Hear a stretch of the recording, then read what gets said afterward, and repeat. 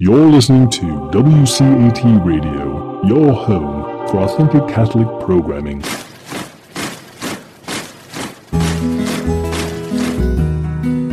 Welcome to the Catholic Mama, where you'll learn how to deepen and defend your faith, find comfort as we share the vocation of parenthood, and learn how to raise your children confidently Catholic. I'm your host, Christine Mooney-Flynn. Let's get started.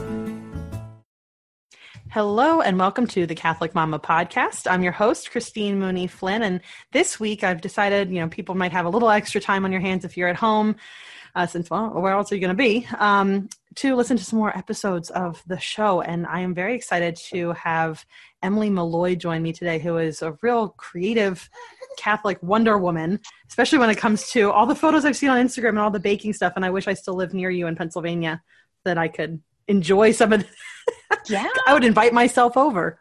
Totally. Except for now. Not now. No. We were actually supposed to be back in Pennsylvania in May, but I think we're going to have to postpone that trip. Yeah. Fortunately. Yeah. But anyway, that was my very shabby way of introducing you. Emily, could you talk a little bit more about yourself, please? Yes. Okay. So this is my second time here, and I'm glad to be back. But as she said, my name's Emily. I am a mom of 4 kids, also in quarantine like the rest of the world right now, and surviving minute by minute, and just loving life and creating and trying to find the time right now to find the ability and time to make things is a challenge, but doing it however I can sneak it in. How old is your oldest, by the way? He is 6. Okay. So is he the only one that was in school full time before all this? Full time. So he had only just started full time the second half of the year. So we did half day kindergarten in the first half of the year.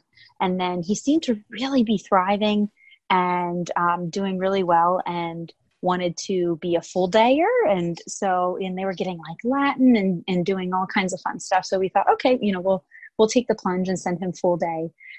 So he was full day the second half of the year. And then our second oldest is in pre-K.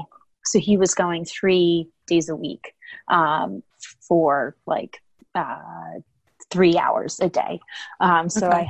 I had 2 out of the house. Now we have 2 in the house more often. But I think, at first we were all like on a cloud. I think all of our love languages in this house is quality time, but I do recognize that there is a limit. One's cup can be overfilled of quality time. And, I think the difference is if we were able to leave the house and to do things and not be on top of each other, I think that would completely change the whole experience of this.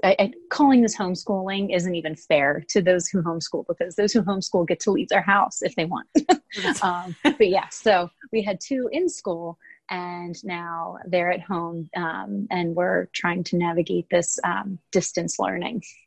Oh, yeah. So we homeschooled this year, but even still, we had 2 co-ops a week. We had Taekwondo and piano lessons, and we were always kind of on the go. And it's funny, right before all this stuff happened, my son was like, we're never at home. Why do we have to go out again today? And I got to say, he has not complained this entire time. That's great. My husband's the exact opposite. He loves to be out and running around doing stuff. So we have different ends of the spectrum in our family, at least. Yeah.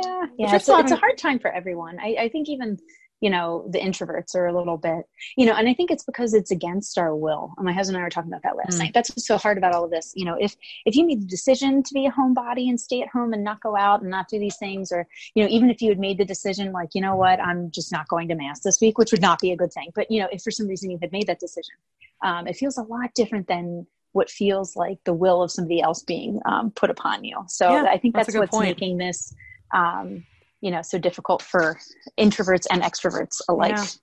Yeah, I notice I'm an introverted person myself, and I feel like I was made for this, except I've noticed that I become even more withdrawn even inside my own home now. I've even withdrawn further. So I'm constantly having to pray for patience or to, have a softer heart, just to keep the work, to make sure I don't close in too much. Right. So there Yeah, But that's very there's a interesting. lot of outlets that people are doing, which is awesome. Like I the didn't bread even, baking. yeah. I mean, I didn't even, recognize, because for the most part, I've tried to, I was like cold turkey, not doing social media personally, with the exception of pre-planning posts for Lilies and Loaves, through the Hootsuite and getting that up there. But then when all of this, happened, I thought, I think I'm going to, as the extrovert that I am, even though I know that social media is like the furthest thing from, human connection. I'm like, I think I'm going to have to break it, because like, I think I'm just going to, need human interaction, but then also to document this time for myself, because I use Instagram, like a scrapbook in a way, Sure. To look back and be like, oh, that was as awful as I thought it was, or, oh, those memories were terrific, or, even, down to, so I, backtracking.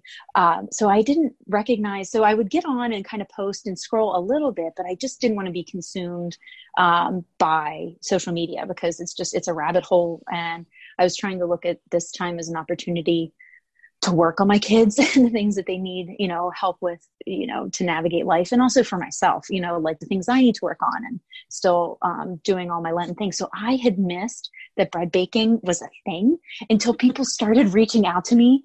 Like you sent me, I saw your screenshot, and then somebody had sent me an article about bread baking, and then I'm looking at all these different things that people are posting, and I'm like, oh my gosh. And then all of a sudden, like, the yeast shortage, and I'm like, what the heck is going on? There's a yeast shortage. Like, so I have just been obsessed with this. And because, as you know, I have a real deep love for baking. And that was actually like my first medium before I ever did flowers or anything else.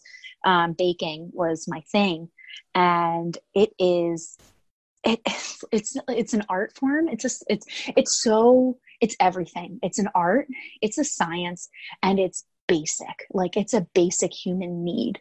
And I think that is such a joy for me to go online and see how many people are like, you know what I'm going to do? I'm going to try bread baking. And, having my girlfriends reach out to me to say, hey, I want to try it. I've had yeast laying around. Like, what should I, which recipe would you recommend trying first? And it's been a joy for me to see, because I think it's freeing. Baking your own bread is freeing, but it's also, what I mean by basic is we've been doing it for millennia. People have been baking their own bread for millennia, and it would sometimes be the only sustenance. They would have bread and then they'd put a little schmear on it, and that's all that they ate. And it was the basic sustenance, and it's made by, it can be super fancy.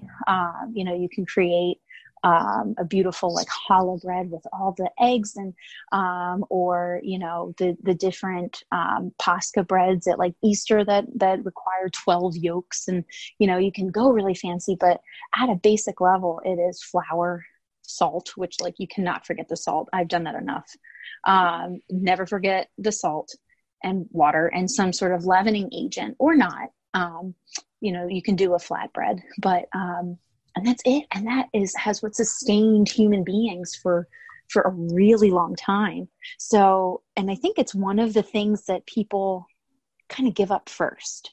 When you're able to afford to have somebody else do something, it's like one of the first things you want to do is buy bread, or, go get a loaf somewhere else, because it can be time consuming. And it can be really finicky. But I feel like when a person can take those simple ingredients and put them together and turn it into a loaf and make it the centerpiece of your meal as a family, like that's a crowning achievement. Like you've made it as somebody who can cook for their family. So it's watching people embark on this has been like, is jazzed me up, and I'm like, oh my gosh, what can I share? Like, how can I bake more? And, I ran out and got more yeast because I heard there's a shortage, and I'm like, y'all are killing me, but you're making me really happy, because if I don't have yeast, I'm like, well, we're not going to have pizza dough, and we're not going to have this bread and that bread, or, these other yeasted things. So it really is perfect. I think it just sums up so much of the good that comes out of this really crazy time we find ourselves, and, nothing comes to us that doesn't pass through the Father's hands first. And that's something that I keep saying to myself, amid the crazy, particularly because it's been so rainy here on the East Coast. It's like every other day it's raining, and sunny days, the Malloy family, it's like, I'm like, I could do this all the live long day. Like, stay home, kids. Let's keep you home from school and let's, spend our best time together. And then it's a rainy day and I'm like, holy Hannah, like, I think I'm going to end up in jail at the end of this. And, or back at the ER, who knows what. But, what I'm seeing, at least where we live, and we live in a small town, is families are together again. Like, dad's home, mom's home, and they're taking their lunch together. They're going out and walking when it's sunny. Everybody's out. Neighbors are talking from their front porch across the street to each. It's just, you're seeing sort of like this return to like a primal thing, and people recognize. I mean, there's neighbors that I've never even seen their face. They run to their car and they get in their car and they drive away. If you'd put them in a lineup, I would never be able to pick these people out. And I see them and they're out walking and I'm like, oh my gosh. So there's just all of this goodness, all of this return to basic things. And I think this whole bread baking movement is like the epitome of all of this, we're all going back to what, like that baseline of what it is to be. And it's been a ton of fun. And I'm so glad that you have brought me on to just chat about this, because I think I could talk 3 hours about how wonderful bread baking is.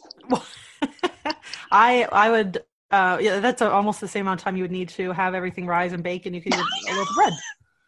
So true. I haven't made, I made a babka the other day, and then I saw the yeast shortage. I was like, that's where all the yeast is gone. So I went to the store. I was like, I think I don't want to buy bread. I'll make some. It's been a little while since it's hard to find free hands when there's a small baby that can't sit up by Totally. herself. So I have been a little remiss in my bread baking over the past couple of months.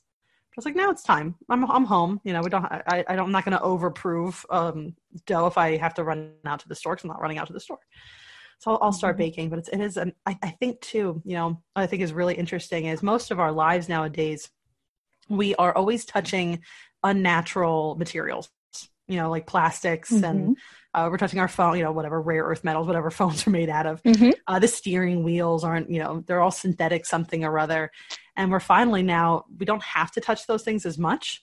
We don't have to drive anywhere necessarily. We don't have to, we're still on our computers and phones, but maybe not as much. I don't know, especially if you're working from home. Typically you take more breaks or something and get away.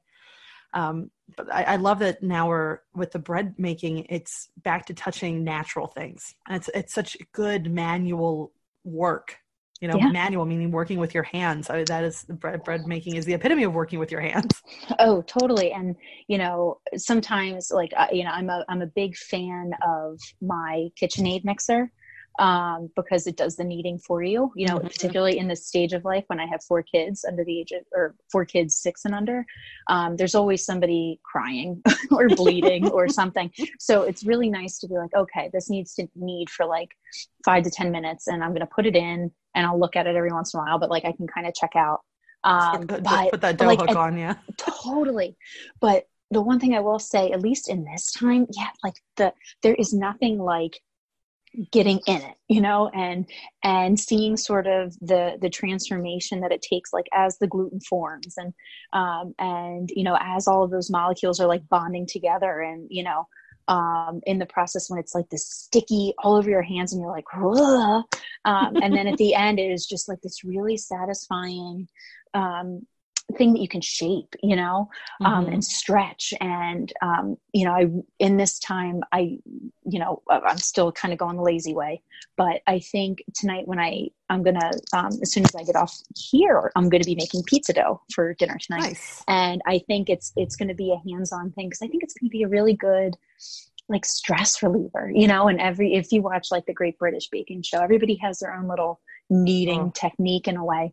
But there's just, it's a tactile thing, like kids love Play-Doh for a reason. Kids love making mud pies for a reason. And this is like, It's just this, this working with your hands. It's a beautiful thing. Yeah, very satisfying, especially unlike maybe some other things that you might make for yourself. Usually it takes longer. You can't enjoy it right away. And what better thing to enjoy than to give yourself nutrition. So Totally. Not only make something, make the whole thing start to finish in a couple of hours, and then you slather it with butter. I mean, I know. It's so much better. Like growing up, my dad was a bread baker in our house, and you could always tell when he was stressed and wasn't thinking. Like, so for me, I like to knead longer when I'm stressed out, because you use up some bad energy, negative thoughts or whatever. But my dad, he would always rush through the kneading part, so you could tell how stressed he was, depending on the quality of the bread. Yeah, because the kneading, it forms the gluten. The more you're working it, the more it forms the gluten. And then what that does is it the way that it bonds all the molecules makes it so that the yeast can do more work and raise and be a lot fluffier. Excuse me. So you had said, don't forget the salt. Oh, that's the number one thing. What other, for people who may, because I'm very surprised, probably like you, when you go to the store, hear about a yeast shortage or you can't find flour, because over the years when I say, oh yeah, I baked bread, or I'm thinking about doing this, people are like, I don't touch yeast. I'm too scared. So yeah, I'm really very surprised to find how many people are afraid of yeast. Maybe because it's a living organism. I have no idea. But yeah, there's a lot of, I'm trying to think, when did I bake my first loaf of bread?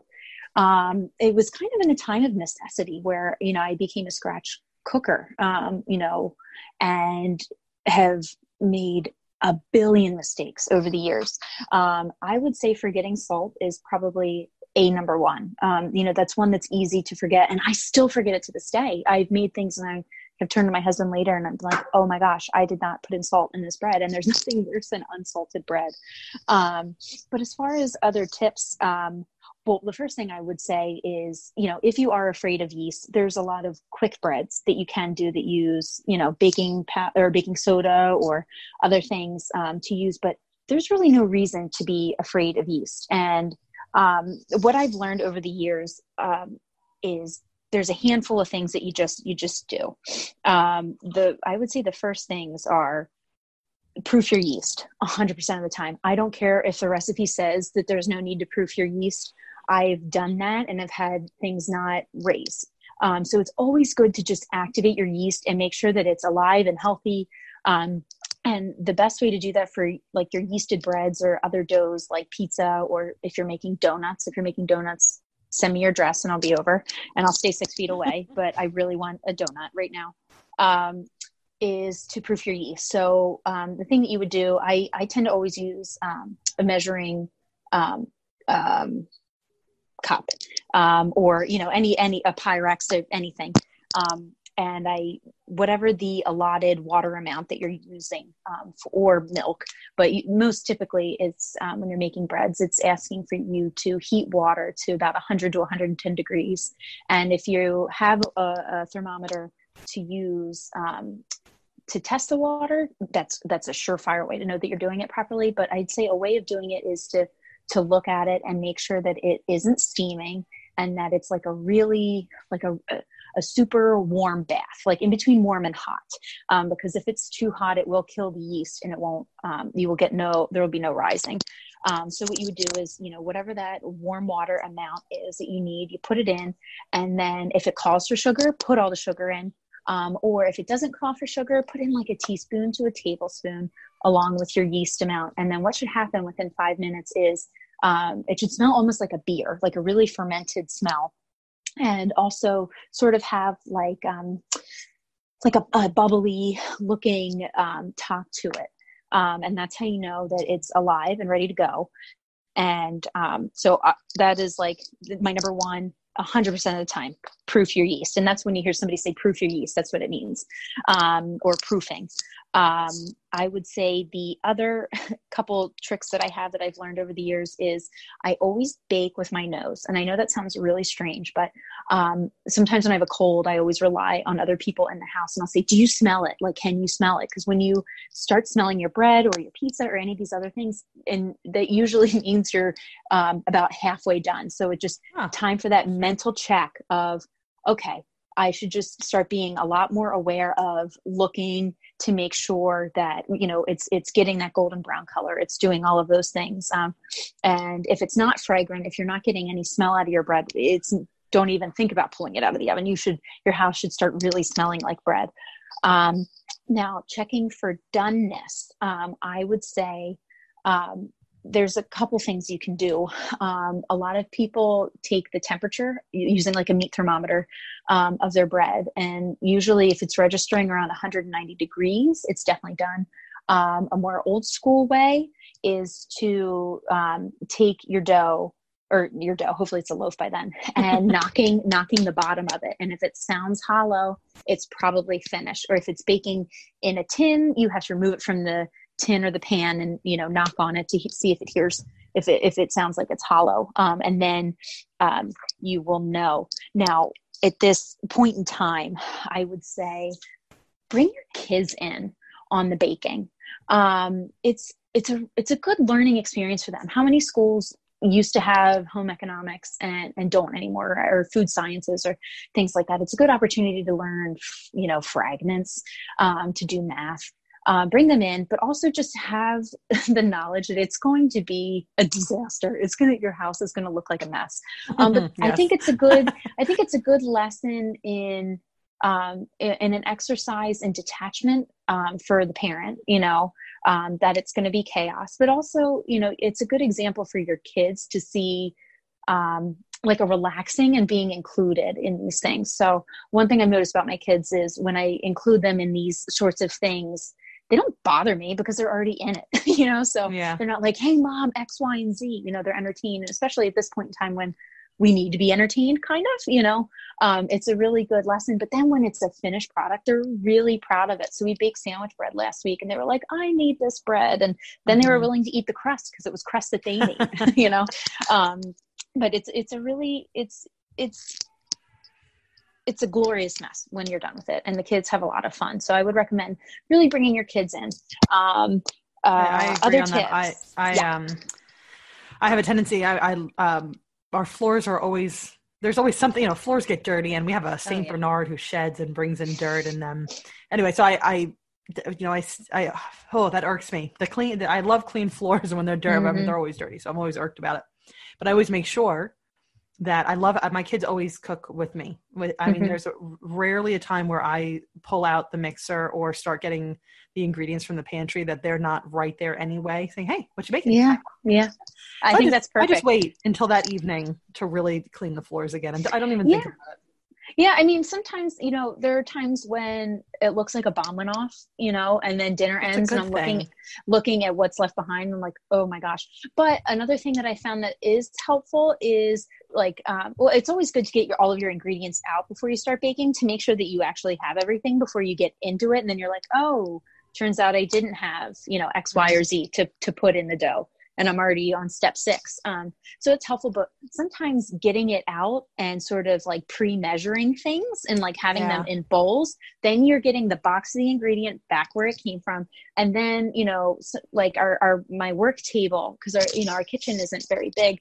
So I do all of like my baking prep stuff or, on our dining room table. So then bringing out all the bowls, and then it's like dump in, and then I just walk right in and I put it, like rinse it and put it right in the dishwasher. And then when it's done, then it's like, okay, I just have to wipe up sort of the dust cloud that's been left behind. Point. So, and that was something that my grandfather always cleaned as he cooked. And, it's definitely helpful because then you feel less overwhelmed at the end and more likely to do it again. Yeah. If you have younger kids, I mean, somebody's crying or getting hurt and it's hard to clean up in the middle of that. I know. But yeah, I would say too, I mean, especially if you have younger kids or maybe kids who aren't used to baking and the whole process, kind of like process art, it takes some time to put everything together. Maybe if you have impatient kids or whatever, kids get bored, their minds wander, then they start, they wander off maybe, or you lose their attention and they're, I don't know, they just don't want to do it anymore. So if you Totally. set everything out or you pre-measure some stuff, that definitely helps in keeping everybody engaged. Oh, absolutely. Other tips. It's helpful to have your racks, make sure they're in the center of the oven. So, with cooking, things get moved all around. But the bottom of your oven is the hottest part of your oven. So things can brown on the bottom too fast or burn, or, I would say that's something that I overlook a lot. Sometimes I'm just being super hasty. Just keeping them in the middle is really helpful. But sticking to the recipe. So you can go astray with cooking all the live long day and be like, you know what, I'm going to do this and I'm going to add this little pizzazz. With baking, unless you really know, I would say, for the beginners, when you see the recipe, do it to a T. That's right. Because baking is a science. It's a science. Yeah. It won't turn out. That is very, it's legitimate. That is a science. Yeah. And so science. I mean, it is a science. So even down to the temperature, it's helpful to bring out your ingredients to have them sort of come to room temperature, because when your ingredients are room temperature, they congeal a lot easier. Right. But if they say melted butter, they mean melted butter. If they say room temp butter, you really need to have room temp butter, or cold butter. You just, even down to those steps and instructions, follow it to a T. Now there are not, and that's not to say that there aren't, in times like this, that you can't substitute things. So, some things that are great substitutions for eggs, if you're out of eggs, using flaxseed meal and water. You can look up the exact ratios. I forget off the top of my head, but it's usually 2 tablespoons, I think, to a quarter cup or a half a cup. Don't quote me on that. But, right. And then, you let it sit for 5 minutes, and, it ends up being a pretty good egg replacement if you're out, or, cause I stocked up on flaxseed just in case, I'm people aren't going to be buying tons of flaxseed meal, if for some reason there's a run on the grocery store, and then that way I can still bake, and then I can save my eggs if we need that for protein. Yep. And you can swap fats, that's something that a lot of times you can play around with that. Which I guess in that same case, egg is a fat in that. So yeah, I did that the other day with I did eggless banana bread, which actually turned out, it was awesome. But yeah, I think I used sour cream instead. Yeah, totally. Now I would say artisan loaves are a great place to begin. And they are free form. You're doing it with your hands, and you're shaping it, and you're putting it on something, and you're putting it in the oven. And artisan is just a really fancy word for rustic, so it's forgiving. And that's where I started. I started making baguettes, and I would say, finding a bowl dough, Boule, which is super basic: flour, water, salt, and totally salt, and yeast. Good place to go.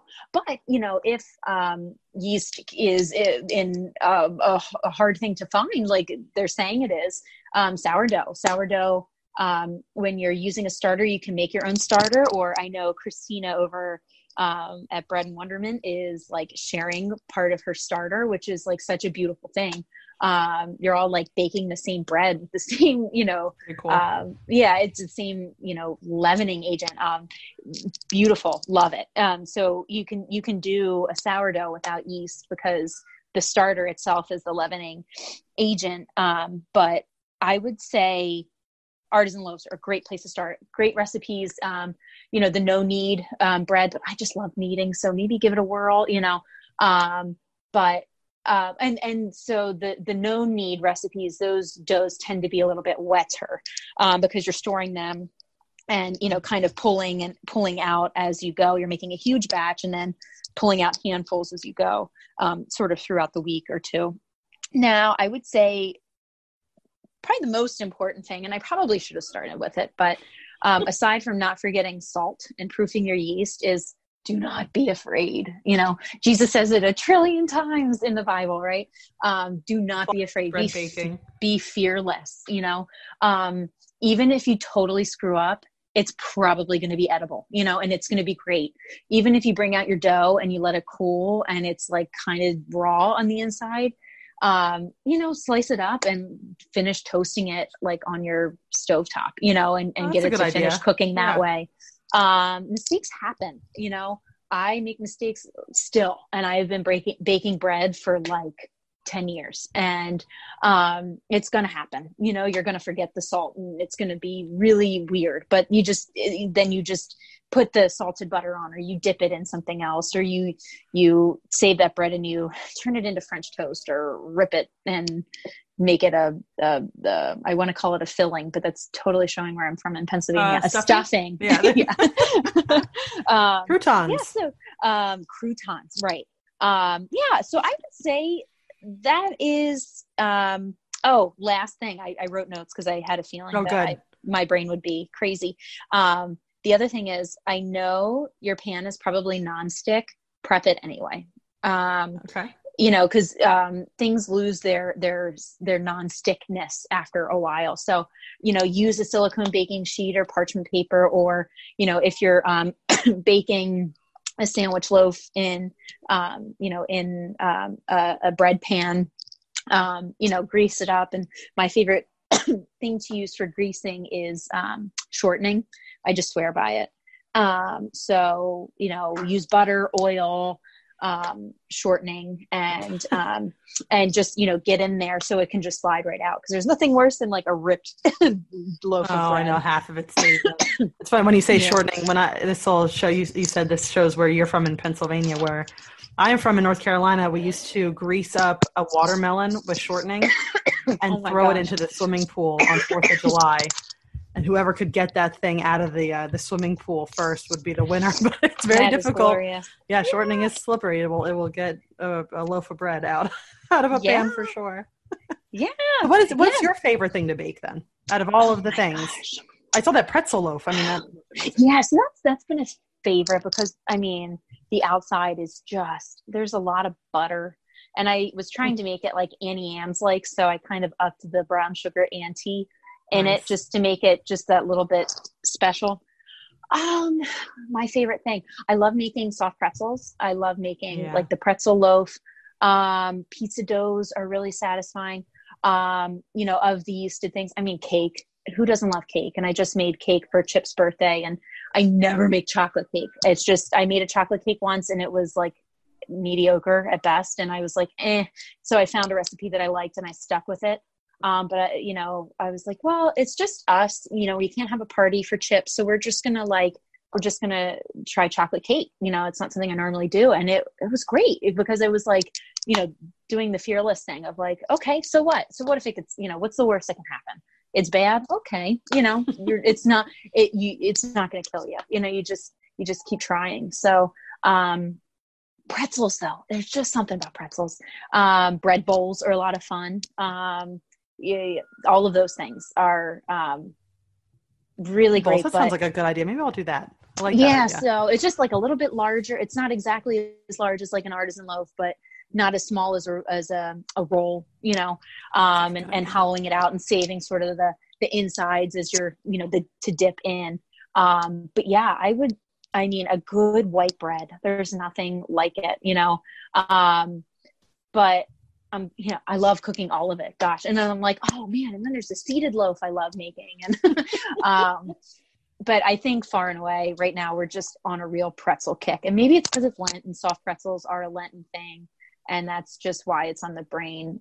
Maybe I did it once, and guess what kind of pizza dough we're going to have tonight? It's going to be pretzel. So we're going to do a pretzel pizza tonight.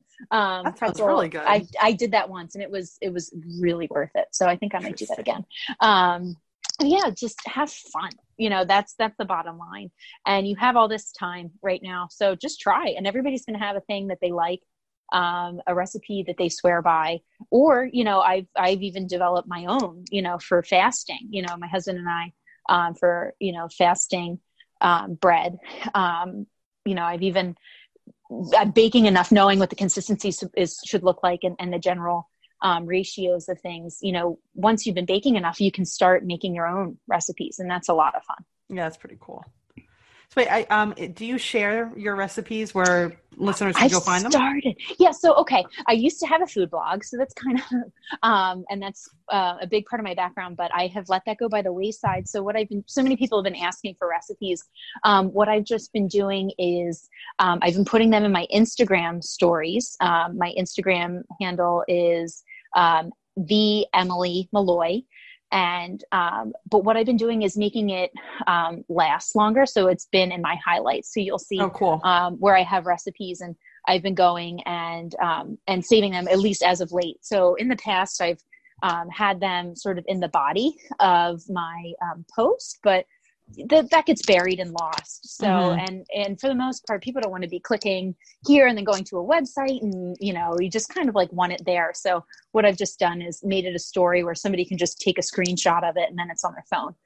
Cool. But then there is like a concision that has to happen in the recipes. So if you ever see that I've missed something, please send me a message. I've done that before where I've like left out like a huge ingredient. And I'm like, oh my gosh, there you go.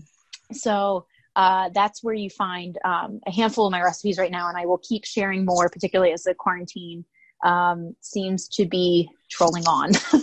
It is not ending anytime soon. Well, that's good. I will put your Instagram handle in the show notes so that people can just find that very easily.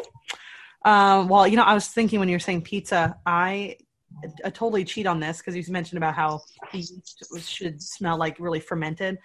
Instead of using pizza dough, I throw a bottle of beer in, and I don't use any. Yes, and that's just the easiest. But it's such a wet dough that it makes it pretty hard to work with. So there's a trade-off. Yes, it tastes good. Yes, but it's very wet. So then you drink your beer with the pizza. You have the beer in the pizza crust. Yeah, and that's a leavening agent in its own right as well in this yeast shortage. Beer. You might want to use that for other things, though. Well, Emily, thank you so much for these tips. I hope that anybody listening, either if you haven't got on the bread wagon, use Emily's tips, because bread is not scary. Yeast is not scary. And of course, even just making quick breads, it is fun just to stir it all up with a wooden spoon. And that feels like something too. Yes. So I made I don't know if you saw, you mentioned that screenshot of the New York Post headline about, people are baking bread to stay sane during the quarantine. And I was like, man, they're running out, and they're running out of yeast. Well, I hope that they're so focused on bread now that when we can get back to the Eucharist, the bread of life, they will start. So I know. I had notes to go there, and I just didn't when I wrote down notes because my brain doesn't work anymore. But just how basic of a thing that bread is, that Jesus used it as calling himself the bread of life, and that we need our daily bread. It's it's like a basic need. Yeah. Yeah. So eat it in the kitchen and get it at church. Yes, totally. I saw something without the bread of life, you're toast. I like that. Totally. Well, Emily, thanks again. And everyone listening, I will have the link to Emily's Instagram on the show notes so that you can go check her out. Plus, any photo that you put up of the breads and the cakes and the flowers. And also, I will link too, because our last podcast episode, that was probably a year ago, which is crazy to think. Yeah. And we talked about creativity and not being afraid to fail, which is, works for bread baking as well. I'll put that link there so people can catch up. I know that some of those older episodes may have gotten buried, but they're especially the one that we did, I think, is definitely worth revisiting if anybody hasn't heard it yet. Yeah. And until next time, thanks again, Emily. All right. Well, God bless, and be well in all of the crazy. Yeah. Thanks. We can all use that. Don't forget to head over to thecatholicmama.com to get your free copy of How to Talk to Your Kids About God. This handy little ebook will teach you how to broach the topic of God with your children, or how to respond to your kids when they want to talk about God, as well as give you answers to 7 of the trickiest questions about the faith that Christian parents face. You'll love the easy to understand grown-up answers, the pared down but not talked down answers you can share with your kids, plus recommended resources if you'd like to deepen your understanding of the topic. Get yours free at thecatholicmama.com. Hello, God's beloved. I'm Annabelle Mosley, author, professor of theology, and host of Then Sings My Soul and Destination Sainthood on WCAT Radio. I invite you to listen in and find inspiration along this sacred journey we're traveling together to make our lives a masterpiece and, with God's grace, become saints. Join me, Annabelle Mosley, for Then Sings My Soul and Destination Sainthood on WCAT Radio. God bless you. Remember, you're never alone. God is always with you.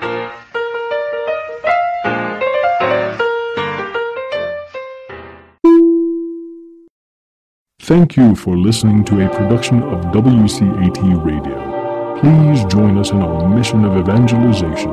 And don't forget, love lifts up when knowledge takes flight.